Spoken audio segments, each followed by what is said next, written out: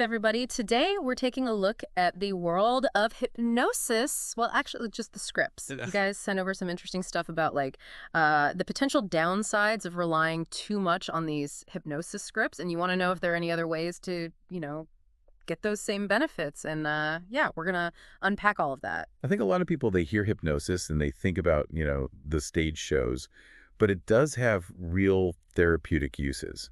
That's where things get kind of interesting. Right. Like the source we're looking at today, they basically come right out and say, a lot of these scripts, even the really fancy advanced ones, they might be missing the bigger picture. They focus too much on the symptom, not the root of the problem. Yeah. Kind of like putting a Band-Aid on a broken bone. Well, yeah. It's something that most therapists, I think, would agree on.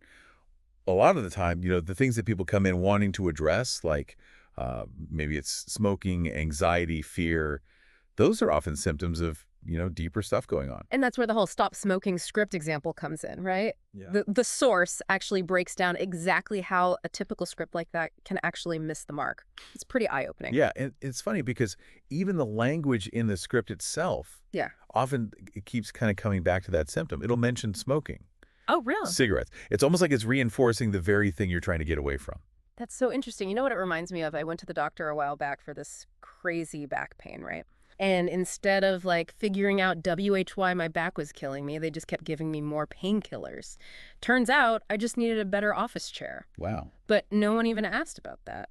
It's true, though. A lot of times those pre-written scripts, they can't compete with having a real live therapist right there with you who can actually respond to what's coming up for you in the moment. Yeah, I get that. Yeah. It's like, imagine trying to bake a cake from a recipe, but the only instruction is add ingredients. Right. No measurements, no specific ingredients, just figure it out. Would you even try that? You'd probably have a very interesting cake. A disaster. Because just like everyone's different. Every recipe, it needs different ingredients. A therapist recognizes that. That's where these standard scripts, they kind of fall apart. And that's where it gets even more interesting because the source starts talking about something called Advanced Conversational Hypnosis as a potential alternative to scripts. Okay. Advanced Conversational Hypnosis. What is that? I go to therapy, but I'm also hypnotized. Tell me more. Tell me more. You're kind of on the right track. Yeah, think of it less about being, put under and more like just having this really focused, insightful conversation where you really feel heard, really understood. And that's actually a big part of what makes this advanced conversational hypnosis so interesting. So it's not like the therapist has this script they're reading from. Nope. This is all about being flexible. Right? It's about figuring out what's going on with you specifically. Like we were saying before, you got to uncover those underlying causes to create lasting change. So instead of the therapist saying, you will no longer crave chocolate, they're actually having a conversation about, why do you crave chocolate in the first place? Exactly. And that's kind of the beauty of it, because when you address the root cause, instead of just, putting a Band-Aid on the symptom, that's how you get real results. Yeah. Makes sense.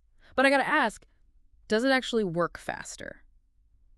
Because the source seems to think so, but that almost sounds too good to be true. Well, it's not magic or anything. It's more about efficiency, I guess. It's imagine instead of just ignoring the check engine light in your car. Oh, no. You actually figure out why it keeps coming on. Okay. You'd probably save yourself a lot of time and headaches down the road, right? Ugh, tell me about it. I am the queen of ignoring that little light. My mechanic loves me. But okay, that makes a lot of sense. So how does this all connect back to, seeking help? What should our listener be thinking about if they're, considering therapy?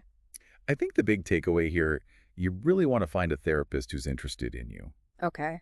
Not just, applying some generic solution. Yay. Right? You want someone who's going to listen, ask the right questions. Someone who can help you uncover those aha moments. So it's less about finding a quick fix and more about finding the right guide? Someone to, help you navigate all the things? Absolutely. And, to be fair, the source doesn't say all scripts are bad. They can be useful in certain contexts. Right. But they shouldn't be a substitute for individual care, Totally.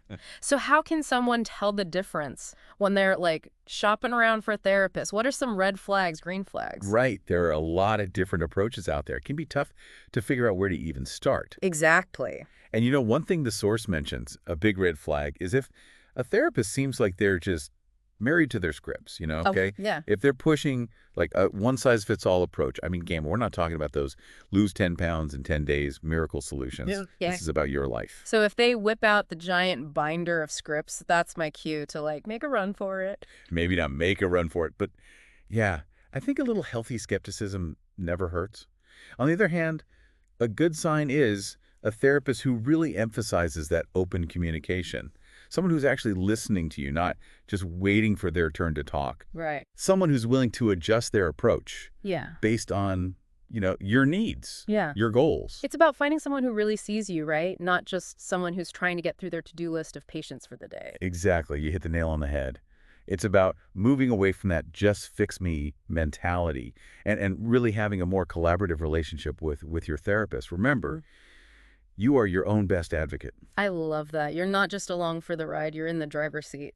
But that kind of brings us to a really important question, maybe something our listener has even thought about.